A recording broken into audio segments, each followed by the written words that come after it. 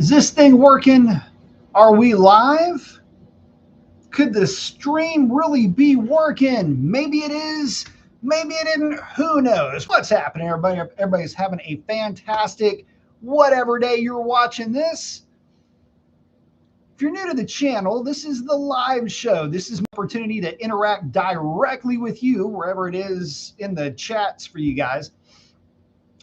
This is basically just a background noise generator. Typically, if you're listening to this, more than likely you're doing something way more important than whatever it is that I'm yammering on about, but it's me talking about motorcycles, motorcycle news. It's also an opportunity for me to give you guys some background info, some behind the scenes as far as stuff that I'm working on, upcoming videos, and for me to chat about topics that sometimes just did not quite make it to prime time.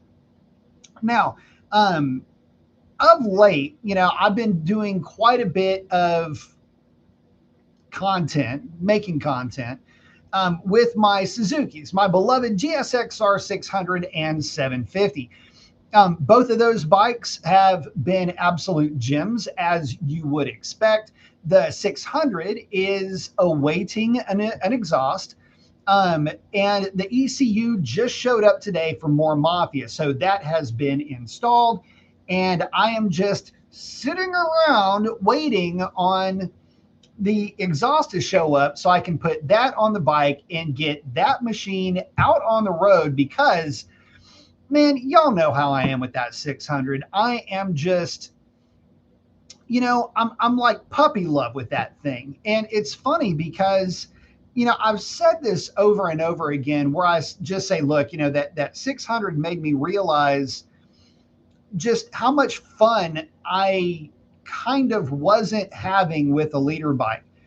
And it was just almost because I was spending so much time with the 750s and with the 600 that I ended up getting rid of not one, but both of my GSX-R 1000s. And that was not an easy thing for me to do, nor was it an easy thing for me to admit. Mainly because, there's not a lot of bikes out there that offer up a really good balance. And what I'm talking about when I say balance in this case is rider experience versus cost.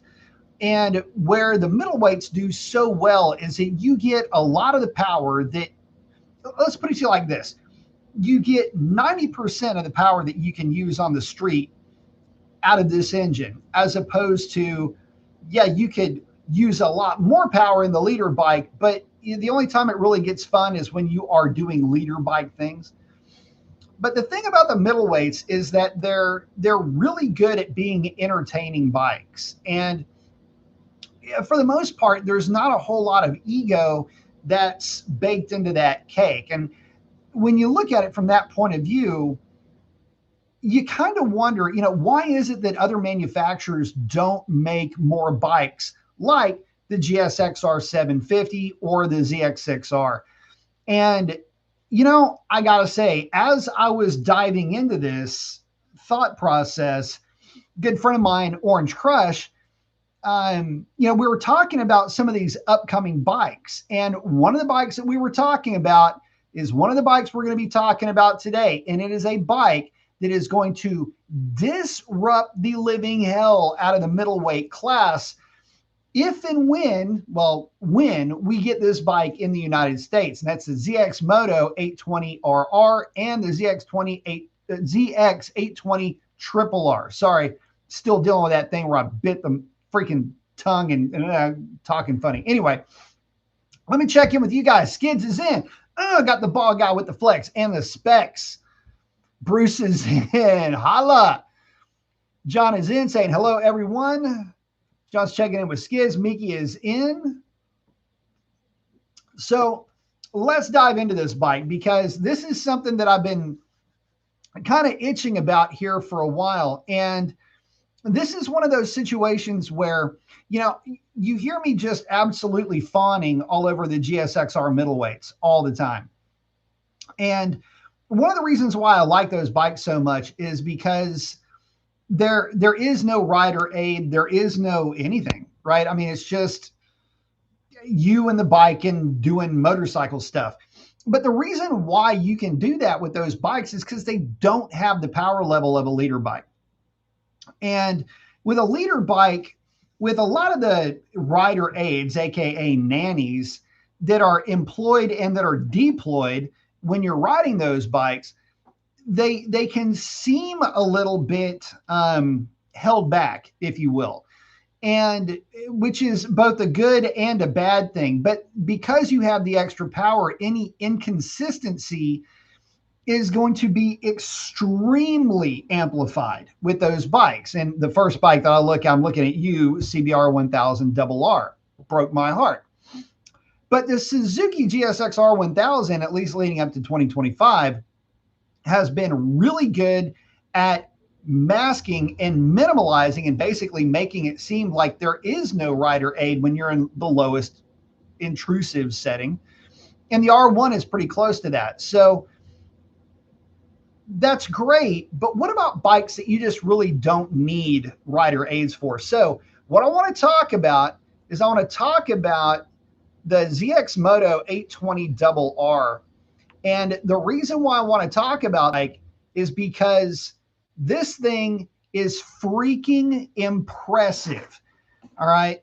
Now, I'm going to go over the specs, but before I dive into why this bike is so impressive just outside of the specifications, guys, at Phillip Island just last month, the ZX Moto 820 RR was third or fourth on pole for the Phillip Island Super Sport, the FIM Super Sport class. I mean, that is a huge thing.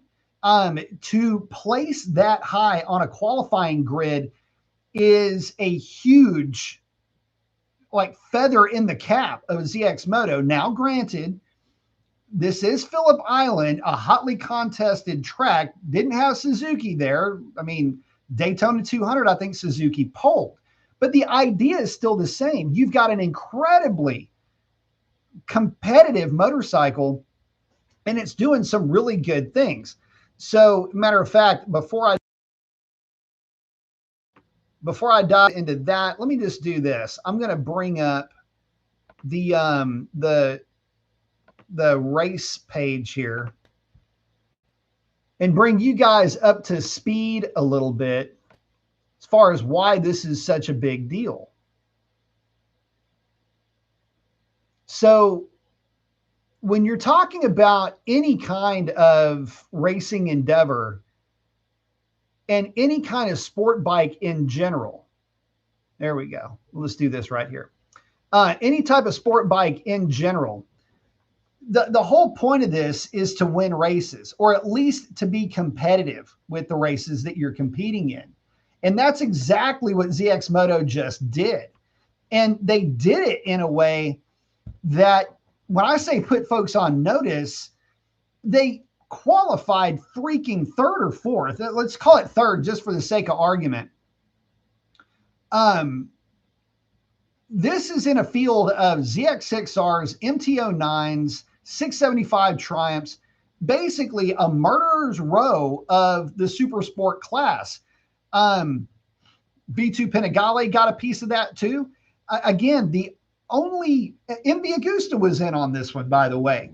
Nice to see them in racing, and did pretty well, as a matter of fact. But I guess the point that I'm getting to is that you've now got a Chinese manufacturer that is putting out products that are competitive, that are very fast, and that are very attractive.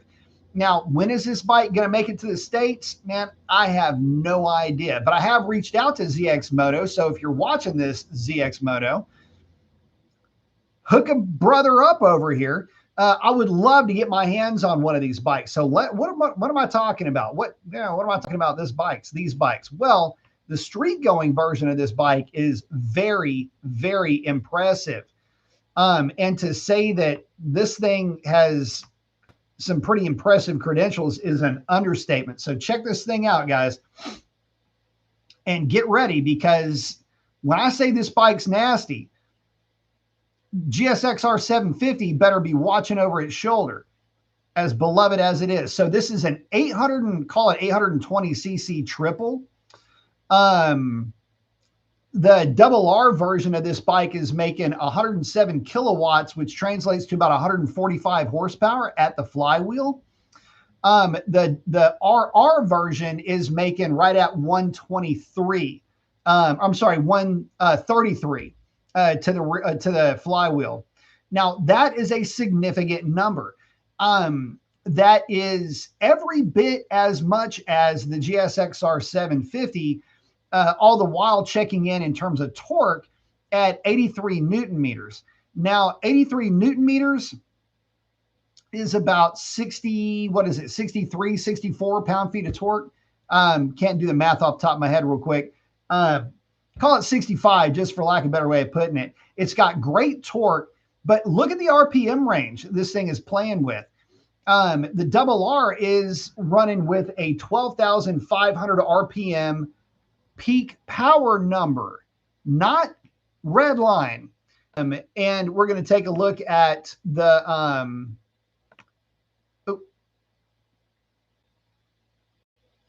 hang on, there we go. Okay, now we're taking a look at the double R. You're looking at 99 kilowatts. Again, that's about 133, 134 horsepower at the flywheel at 12,000 RPM. Guys, these bikes have got the same power as the GSXR 750.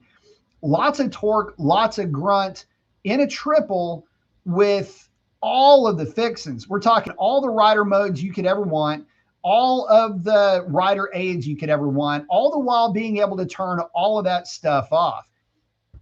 I am telling you right now that, and I'm just saying this not for effect, the second these bikes become available, I want to be the first one to get one, because I have a feeling that this bike is going to be so good on the street that it is going to potentially force. This is the kind of motorcycle that will force Suzuki. For you guys that are saying that the 600 and the 750 are outdated or this, that, or whatever, this is the bike that would force the hand of Suzuki to update, upgrade, or option in some kind of a technology pack for the current 15-year-old, coming up on 16-year-old platform that we all know and love, myself included.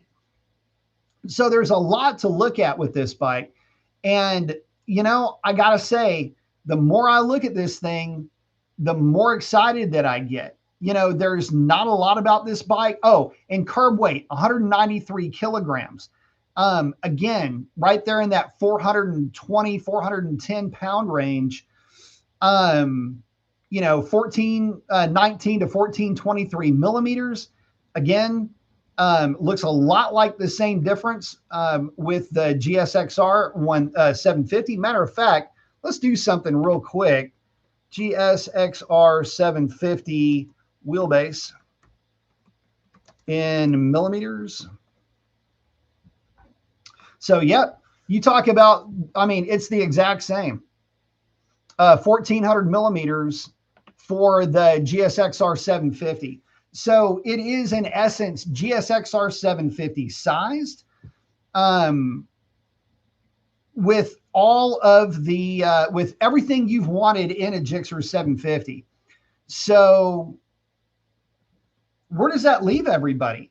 You know, if ZX Moto, when ZX Moto gets to the States with this bike, and I just saw somebody, you know, Skids, Yamaha's got some work to do with the CP3.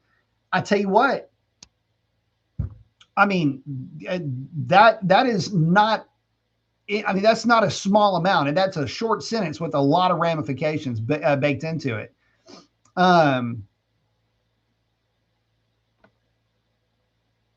Let's see. Let me check in with you guys. Katie's saying 37 and never been on a bike, but thinking about getting one. You should, but make sure you get one. Take your Motorcycle Safety Foundation classes. Bruce saying, stop thinking about it and get one. Yeah, listen, you ain't getting any younger, bro.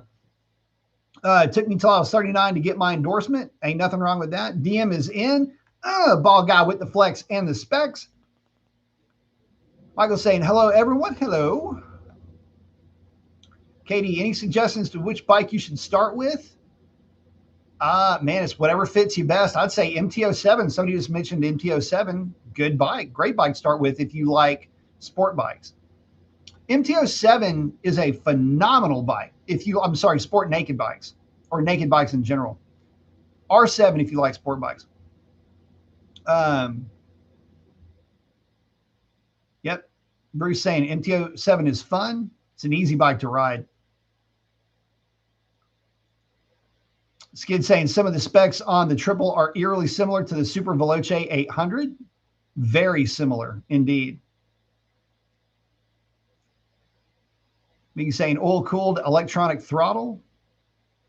Him saying, who will answer the call? R7 with the Mason motor treatment, MMT, or the GSX-R 792 with the MMT? But they couldn't beat the price, huh? No. No, matter of fact, I would love to do a 792. What I would like to do is just find a clapped out. The problem is just the price of the 792 kit is really high, $16,000 option. That's a bridge I just cannot cross. But I will say this, that gray bike, here's the funny thing about the gray bike. I know I'm going to sit here and talk about the ZX here until I'm blue in the face, but I got to talk about Smokey for a minute because, you know, I let the blue bike go, freeing up some space, right? So I let the 2018 GSX-R 1000 go, and I let the blue GSX-R 750 go. And I kept the gray bike of all the bikes, right? The funny thing about the gray bike is that there's nothing about that bike that I would have personally done myself. I would not have gone with the R77. I wouldn't have gone with the Power 6 tires. I would have, hell, for that matter, I wouldn't have gone with the color pattern on that bike. What else? There's like this host of stuff that I would not have done. Oh, I wouldn't have thought to gone 190/55 on that bike. Anyway, of everything that was done to that bike, stuff that I would not have done, it turned out to be so freaking good that that's the bike that I kept. So, man, I am having more fun with the 600 and the 750 than I ever did with the 1000. But that being said, I would never rule out not getting another 1000. I am a little bit concerned, if I'm being honest. Let me get out of this thing real quick. That being said, I am a little bit concerned with the 2027 GSX-R 1000. And the reason why is I'm worried about the rider aids on that bike. I love the idea of what they're doing in terms of making it Euro 5 compliant. There's a lot of engine upgrades that are working with that bike. So, you know, I'm excited to see that. But what I'm worried about is, well, I'll put it to you like this. If you ride any of the Euro 5 bikes, you find out pretty quickly that the rider aids are extremely intrusive, and that Honda had a combination of very intrusive rider aids, very inconsistent throttle mapping, and a host of a number of things, right? Which I'm sure could have been tuned out of that bike. But I am so jaded with, you know, R1 and GSX-R 1000, just do whatever you like mode rider aids, that, you know, I just find myself, you know, I'm a little bit worried with where that new bike is going to land. So I don't know. We'll see. Skid say maybe even looking at an R1. Yeah, I am. The only thing with the R1 right now is the cost of the thing. That being said, the only other thing with that bike is good luck finding one. And I know that they are out there. I mean, if you search far and wide, you know, you don't have to, I mean, you can find an R1 for sale. It's just that the number is really high on those bikes. And I'm just really not in a spot to where I want to go hog wild on a bike that I know I'm still going to be really in the weeds on when it comes to like paying freight prep and full boat for the bike and everything else. It's just, it ends up not necessarily being all that savory of a proposition. But I mean, I can always get my hands on one of the middleweights. Well, I say that, not an R9. That's another bike that's eerily elusive. But at any rate, the R1 of the leader bikes would probably be my first choice. Well, it's a shared podium with the GSX-R 1000. I really like, for 27, I like the red and white a lot, of course. I mean, have you seen the thing? But I also like the yellow and blue. The yellow and blue looks strikingly good. And I have a feeling that the yellow and blue is going to be, if I were to get one, I would probably try to lean into a yellow and blue one. Although, you know, the red and white with the white rims looks really good too. So, but with that being said, though, you know, getting back to this ZX Moto, man, I'm telling you guys right now, you know, it's like, do you hold off for this and do you make the gamble for this bike? Yeah, I don't know. But the thing is that it's got so many, it's got so many things going for it. Maybe you give it a shot. Maybe you give it a try. Now, you know, you start to looking at the chassis specs. It's, you know, there's some things going on here. Comes with a 190/55 rear tire. That's a good thing. You know, we've got 320 mil discs up front. It's got Tiasco calipers. It's not Brembo, but I bet you they're pretty darn good. You know, this is where you start to have to look at these bikes and you go, man, if it makes the power and it weighs the weight, it's going to be a difficult bike to look past. And man, I can just tell you this. I doubt there's going to be anything bad coming from this bike. So maybe there's an opportunity here for ZX Moto to put together a product and put together a bike that can start to win over some of the super sport fans that maybe want a GSX-R 750, but they don't want, you know, they don't want to pay the penalty of buying a 15-year-old bike, number one, and number two, and probably more to the point. And this is where I'm going to switch gears because, I mean, all roads lead to Suzuki with me, but they always take a detour through another brand, and that is Triumph. And Triumph, you mean to tell me, Triumph, that ZX Moto put this motorcycle out there for consumption and you can't put a full fairing on the street triple? What? This is a slap in the face to Triumph, way more than it is to the Suzuki fan base, because this is a triple. It's an 820cc triple making more power than the street triple, the 765. It's a bigger engine. Okay, but that doesn't always mean more power, but it's in a true super sport frame with full fairings. This is the Daytona that Triumph could have made. You know, they just released the Tiger 800. And well, they released the Tiger 800. They just released the Trident 800. They've got the RX Street Triple, which is basically a Moto 2, which has clip-ons. Keep in mind, that bike shares the frame and the swing arm with the 675. Basically, you got the bread, you got the sandwich already ready to go with mayo and ham. You just got to assemble the damn thing. And Triumph is allowing ZX Moto to come in here and take any kind of shine that they ever would have. Keeping in mind that at Phillip Island, one of the bikes that is on grid is a Triumph 675, a motorcycle that hasn't been made since what, 2016, 15, 17? It hasn't been made in a long ass time. Meanwhile, Triumph is, donating engines to Moto 2.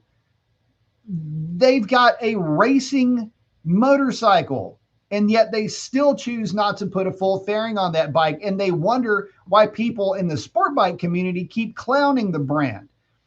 I love me some Triumph. Don't get me wrong. I got two of them sitting right in the wall, right on the other side of the wall behind me. But there's not a third. And the reason why there's not a third, and the reason why there's two Gixxers sitting back there, is because Triumph has decided that they're just too good to make this exact bike. It's an 800cc triple making 140 odd horsepower, depending on which way you go for the double R or for the triple R. It's a bike that is currently out there podium qualifying right now. And I'm sure the bikes would have done way better, but the rain issue and all of that with Phillip Island had things kind of screwed up this year. But be on the lookout, because you've got a real contender in the ZX Moto 820 RR that I think is going to be a real problem for some manufacturers moving forward. But could it force Triumph's hand? This is the kind of bike that, I mean, when you look at what this bike could do, if it hits American shores, what if it just hits, well, okay, if it hits American shores, it's put Suzuki on full on notice, like big time, like sirens going off and everything basically DEFCON level 1 for the GSXR 750, because you can bet your hairy ass that when this bike lands, you're going to have a lot of naysayers. Yeah, maybe, I know. Okay, whatever. Yeah, it's made in China, whatever. Kawasaki is made in Malaysia, by the way, but hey, who's counting? You're going to have a lot of folks look at this and go, man, okay, I can get this for what, 10 grand? It's going to be a lot less expensive, even if you've got to pay tariffs out the ass and they're the same price. For the same price, you get all of the doodads, gadgets, and gizmos? What? Are you kidding? I mean, this is where things get real. And I'm sorry, guys, but it is a hell of a good looking bike. Matter of fact, there's not a lot that separates this from any of the Japanese bikes. And I get it, nobody knows, I haven't ever heard of these calipers, but does it matter? Oh, and here's the other thing. So I haven't heard of these. Maybe I haven't. I just forgot about these calipers. Where the hell are your Brimbos made? Where are the rest of these things made? You ever wonder? I mean, look, I'm sorry, but people that would say that or balk at this bike being made in China because they think that there's going to be some kind of an issue with, metallurgy or build quality or something like that. So many of the parts that are on these bikes are made in countries that you can't find on a map. I'd be shocked if you can even, I can't, especially my jacked up mouth right now. I can't pronounce much of anything, much less some of the names of these countries. At least I can spout out China. And the other thing about it is, remember that you're talking about a motorcycle manufacturer who is looking to displace and disrupt the marketplace. It's kind of an exciting time. But in saying all of that, what happens when this bike hits American shores? I mean, think about that for a minute. I mean, it looks really pretty in white. That black, dude, that black is sick looking. Love the high vis. The red, dude, I'll tell you this, the red ZX looks better than the Ducati. It looks better wearing Ducati colors than the Ducati does. And yeah, there's definitely some liberties that are being taken here, no doubt about it. But boy howdy, it is going to be a thing when it lands.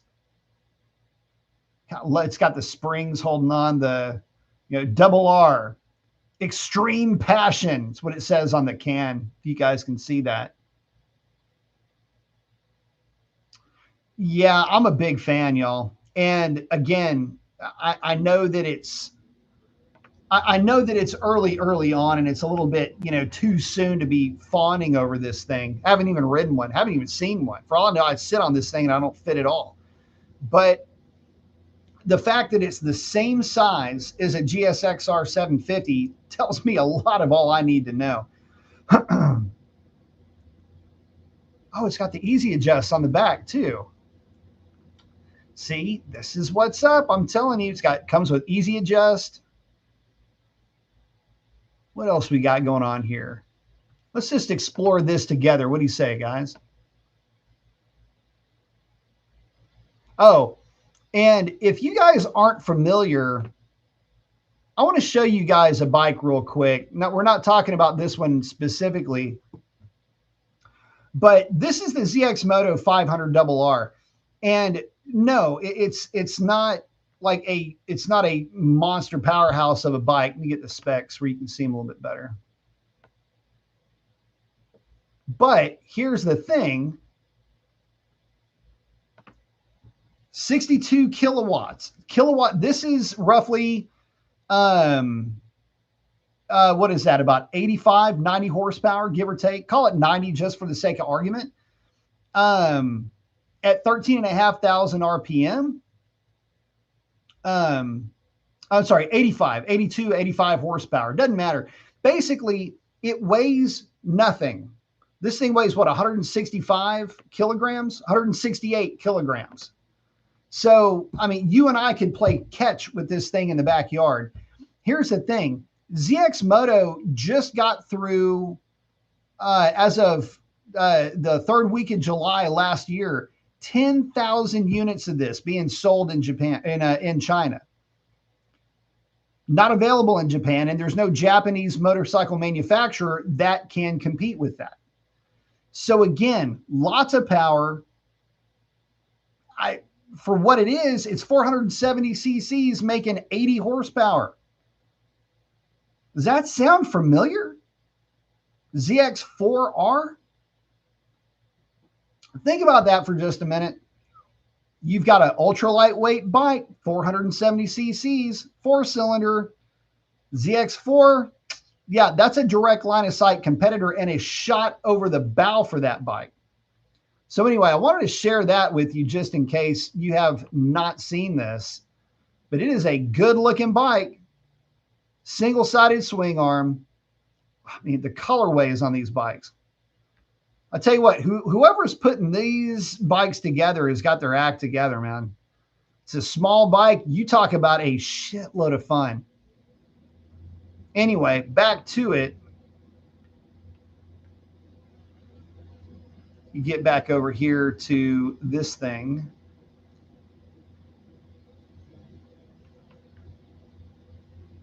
Let's see what we can dive into on this 820. It's a good looking bike. See if they've got a shot of the. See if they got a shot of the screen on this thing. Website's kind of acting goofy.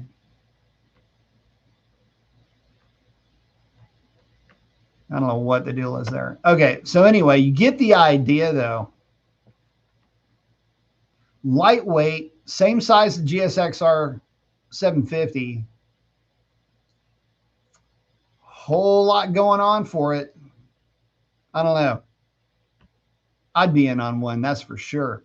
All right, let me check in with you guys.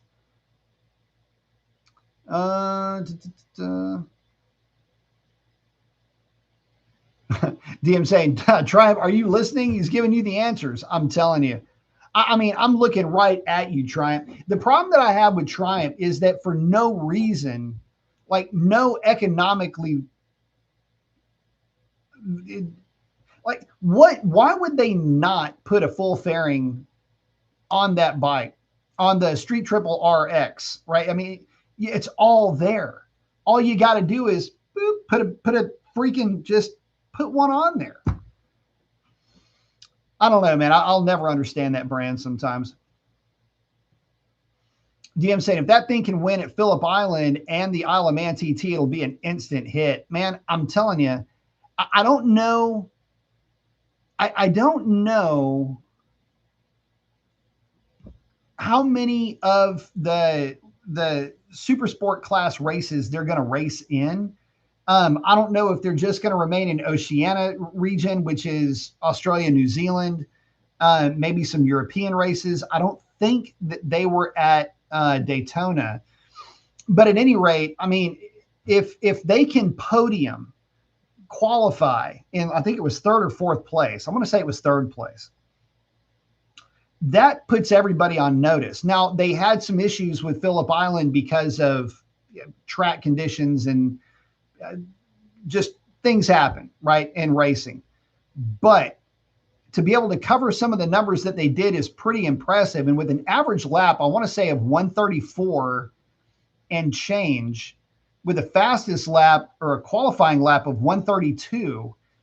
I mean, it's definitely something to be proud of on their part. BA Dub saying at least they can make a good looking stock exhaust. Suzuki, take some note, man. I'm telling you, it's a good looking bike all the way around. I mean, I can't fault anything about it. The wings, you know, there may be something you could critique there, but I mean, everything has got wings nowadays, so I don't really know. You know, I'm kind of out of criticism when it comes to wings. It's like, okay, they're here. It is what it is. But yeah, in this, in the environment that we're in with these bikes, I mean, it is so difficult. You know, when you start to really snip hairs with this stuff, it is really difficult to, to get excited about any bikes here lately. And I say that as somebody who is easily excitable, right? Haven't you noticed? But the thing is when we're talking about bikes like this, you don't really know what to expect. It really is a bit of a gamble when you start to think about what these bikes are going to be like in, say, 3, 4, 5 years. But the problem is that we keep having bikes that are made by Chinese manufacturers, Indian manufacturers, Malaysian manufacturing plants for Japanese motorcycles, and they keep not failing.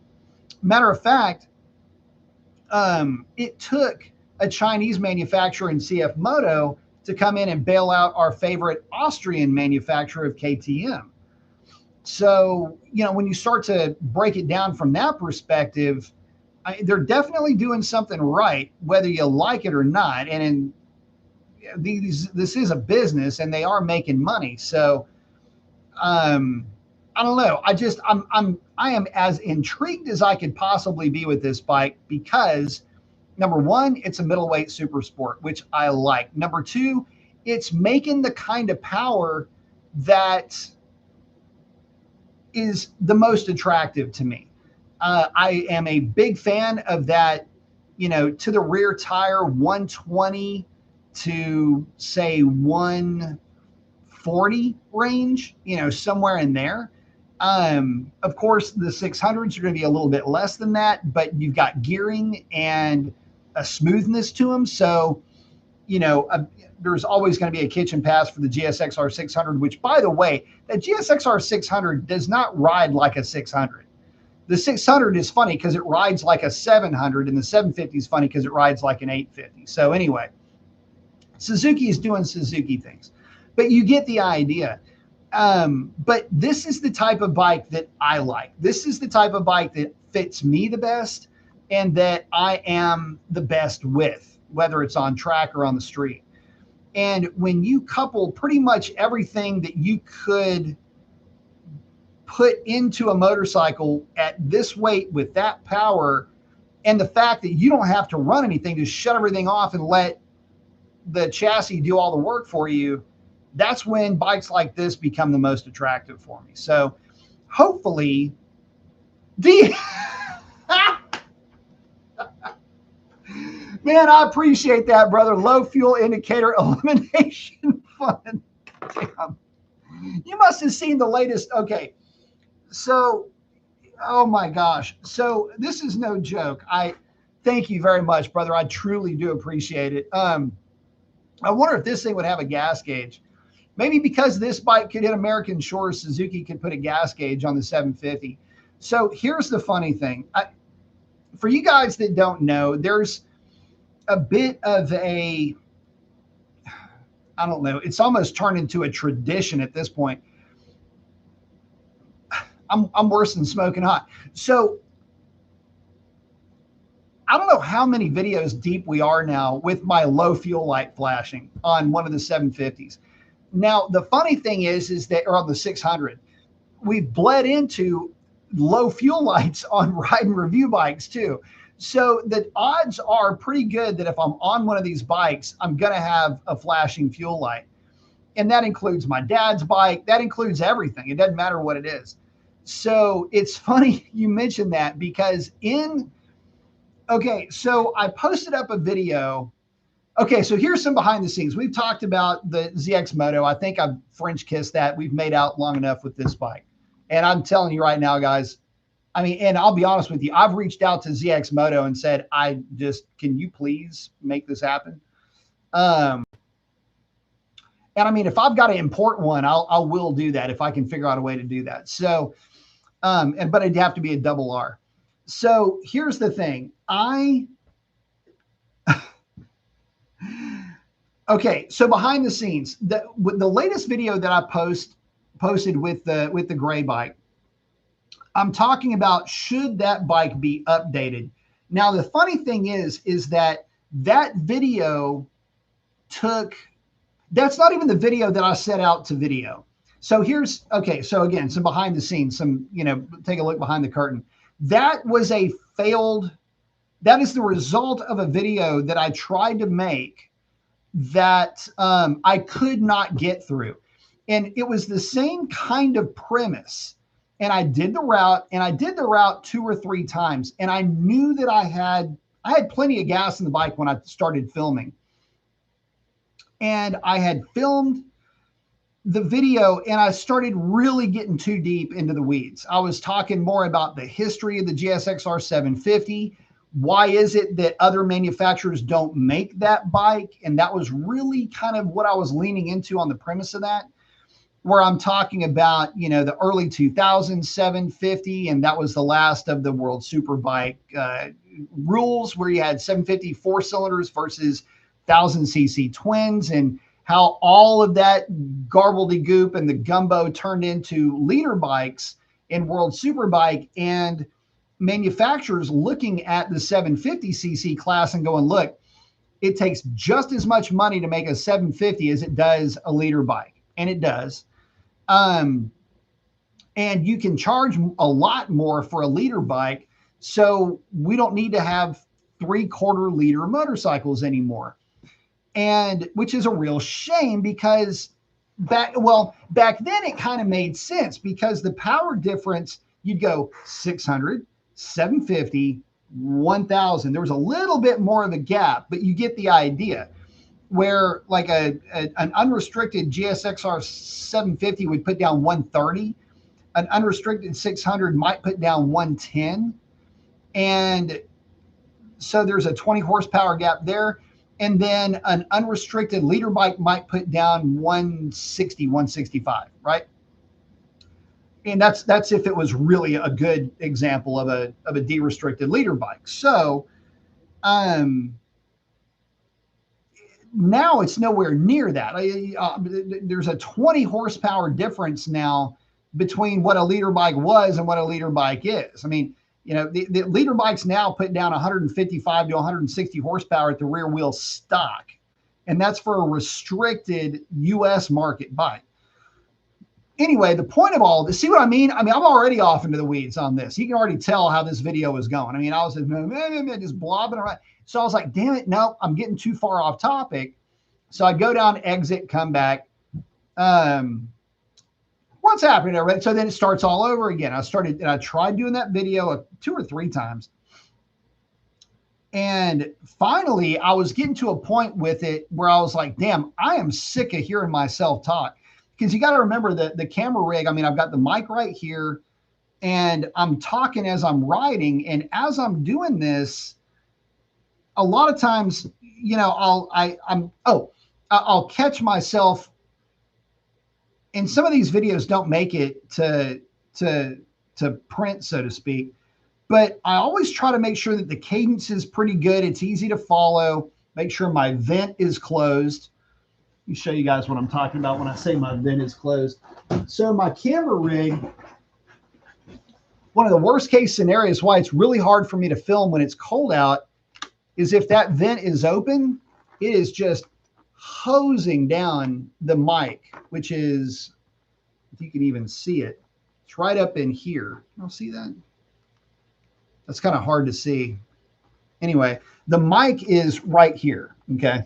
Anyway, it ends up screwing up the audio really bad, and I've had to redo videos because of it. But by the time it's all said and done, when I'm filming one of those, I try to keep the cadence up, and it's why I'm always on the same route. I've had some guys, in fact, I've got on a production schedule somewhere sitting over here.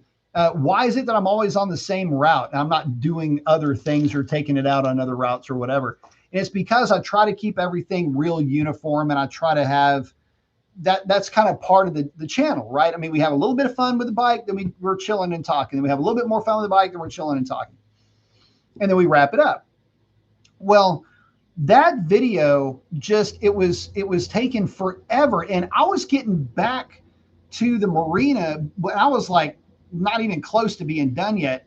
And I thought, okay, well, the problem is that if I just go back around, hit carousel, and keep chatting, the video was just getting way too long. And I just decided, look, I'm going to reset. So as is tradition, I get on the bike and I start talking, and I realize somewhere along the ride, it's like like I'm getting onto the highway responsibly. There's a story behind that too, by the way. Getting onto the highway, and I think I looked down and I noticed it at some point where the light's blinking. Of course it's blinking, and that's when I start talking about it needs a fuel gauge or whatever. So anyway, that's where that came from. But and you know, also too, you know, that is, by the way, the reason why I keep to the same course. And again, it adds uniformity, and it acts as a timer, because all of those videos I want to say are between, I don't know, call it like 13 to 15 minutes.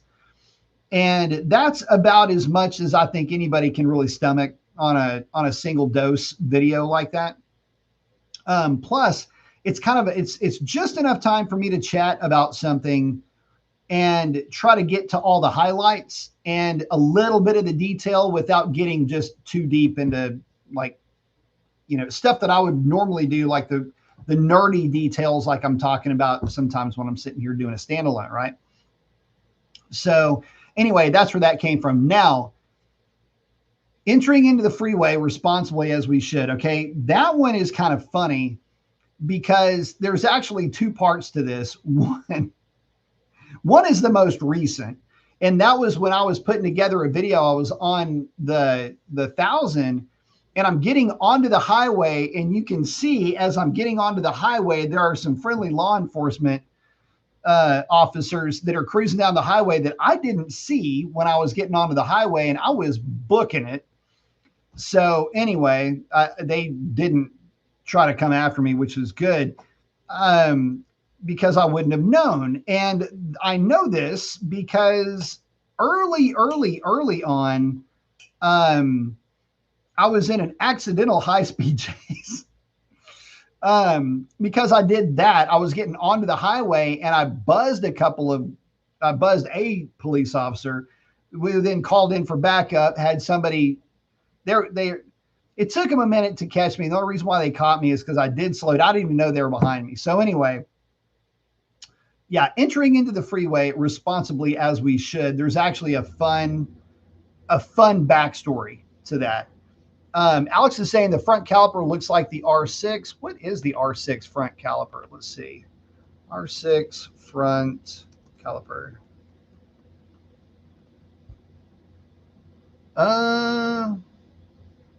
Might be. Maybe it's an older set. I think you're right about that. Yeah, I don't know, man. I can tell you this: I'm sure they work great, and we're living in a world now where everything works really, really, really well. And if you don't like the way that they feel, put in some different pads. You know, there's ways around this, and there's definitely avenues to get to where you need to be. The only thing that concerns me, and I'm saying all of this, you know, about the ZX Moto, and I do want to chat about that, because the only thing that concerns me about this bike in a very real way, and it's something that um, it kind of stung me, is the suspension settings. You know, I want to make sure that we're not looking at a bike that's going to be, you know, ultra soft coming from the factory. I mean, this is one of the key issues that drove me bananas crazy about the 636. And the problem is that we don't have any of those specifications. Like, I don't know what the spring rate is on this bike. I have no idea any of that. In fact, let's dive into that for just a second. DM saying they are Nissans. They're Nissan clones on this, I believe, because let's see, brakes. Let's get to chassis. Tysco. You guys seeing that too? Front brake, 320 millimeter dual disc, 4-piston, opposed caliper, Tysco. And I totally apologize for not knowing what that is. I know Nissan, I know Brembo.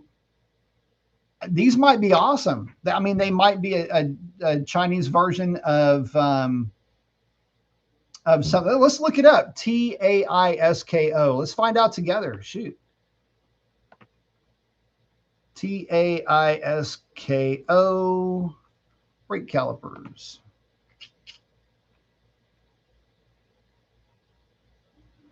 Let's see what that looks like.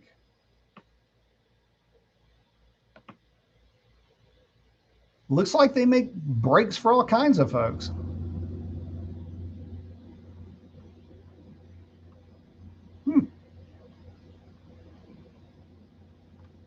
Interesting. Hang on, guys, just a second. Let me see if I can find something a little bit better.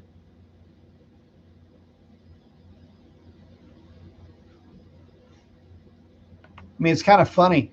You know, we see stuff like this, and hang on, let me pull this up. You guys can see what I'm looking at. I mean, this is a real quick search. Looks like they got a lot of stuff going on. Does that make them better? Does that make them worse? I don't know. But I bet you it's a clone of something. Okay. What else can I find in here? That was their TikTok. Let's see.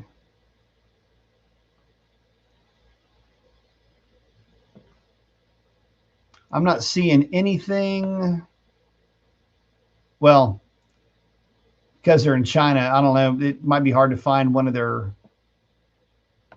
websites. Let's see.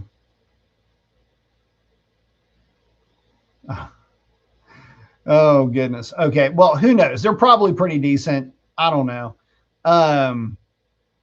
There's some stuff in here that maybe, what is this? Turn your Maverick into a beast.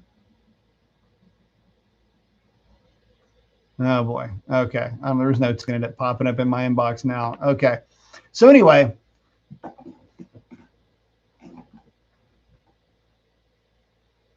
let's see. Let me check in with you guys.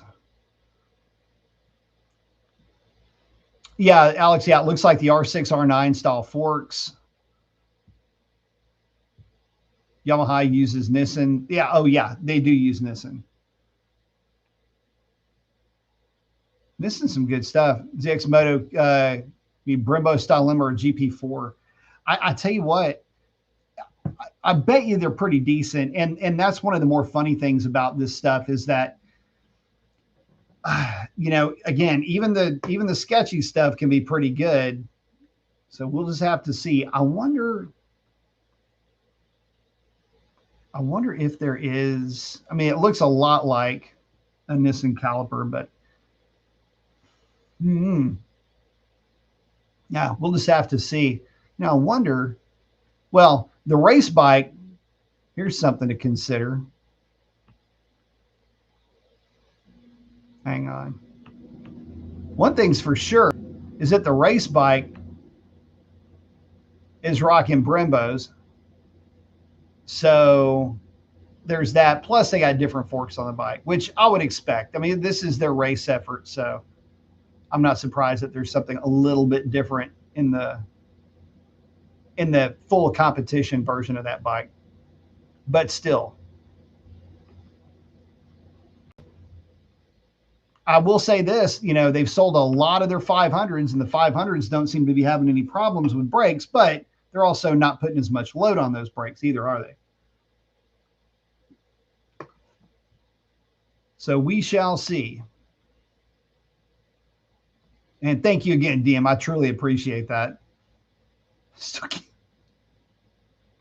Looked down and that light's flash, and I went, you got to be kidding me. I wasn't even thinking about it. Anyway, that was I don't know how much gas I left with when I first started filming, but that's what happens when, you know, you're on a bike for about an hour trying to put a video together. Just probably should have thought before I started filming that last one. I probably need to fill this thing up, but how do you say it? You know, progress must progress, the show must go on, and all that. So, but there you have it, guys. ZX Moto looking sharp, man. I mean, I don't really know what to say at this point. You know, do you get excited about a bike like this? Do you want to hold off? You want to let this thing maybe, you know, get to the States, maybe get a little bit of time under its wheels, so to speak. What is this bike going to be like if and when it ever gets to the States? Hopefully we find out sooner than later, but at least on paper, there is a bike that could put a couple of manufacturers on hard notice. We talked about Suzuki and we talked about Triumph, but this is also a big shot over the bow for Yamaha, KTM, and for Ducati. I know what you're thinking. Ducati, what do they have to worry about? Well, again, the ZX Moto 820 is probably going to check in around, say, $10,000 to $12,000. And because of that, and its electronics hui, and everything that it's going to be bringing to the table when it comes to power, and presumably how this thing is going to handle, it is going to be the alternative.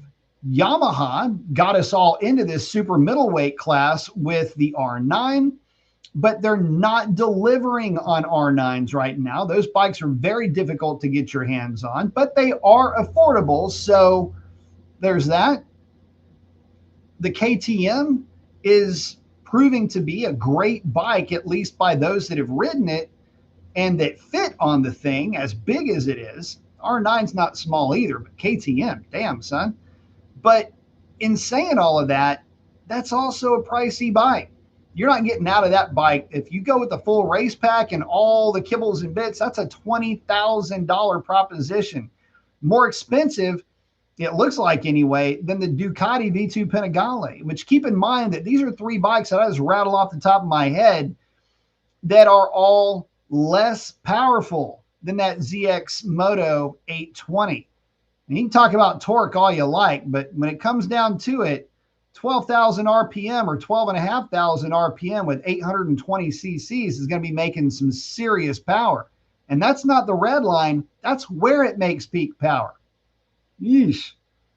So, might be a pretty quick dive into that super sport class for ZX. But in the marketplace, if they get this thing to the States, it's going to be a real problem. They only need to keep up with Yamaha in terms of getting the bike out and about. I don't know who's going to be importing the thing, but I wouldn't mind putting my name into the hat to bring a few of them over here. Anybody want to go for a ride? As far as Suzuki is concerned, well, look, you're always going to have people that'll buy the GSX-R 750 and the 600 because they are the GSX-R 750 and the 600. Again, when you're the GOAT, you don't really have to change anything. The thing is Suzuki wouldn't have to change anything to be competitive from a performance standpoint, but from a sales standpoint, well, the kids want their gadgets and gizmos these days. And if you don't give it to them, they're going to go to wherever they can find to get it. And if they're a major performance fan, they're going to be looking at that ZX 820. If they're just into motorcycles in general, CF Moto already has the 675, which is proving itself to be not only one hell of a bike in terms of reliability, but I haven't met anybody that's ridden one that didn't like it, or at least that fit on it, that rode it, that didn't like it. And they've got their 750 on the way someday, and they already have a pretty well ingrained distribution channel. Now, 750 isn't all that powerful by comparison to the super sport class, but it's not competing. And it doesn't have to, because the guys that get that bike just want something grunty that looks good, that has tech and is sporty. That bike ticks every one of those boxes, and it's going to check in for not very much money. And let's also not forget that they're working on their V4 variant, but you know, that's a story for another day. But I'm going to check in with you guys, and then I have got to check out. I got to get back to work.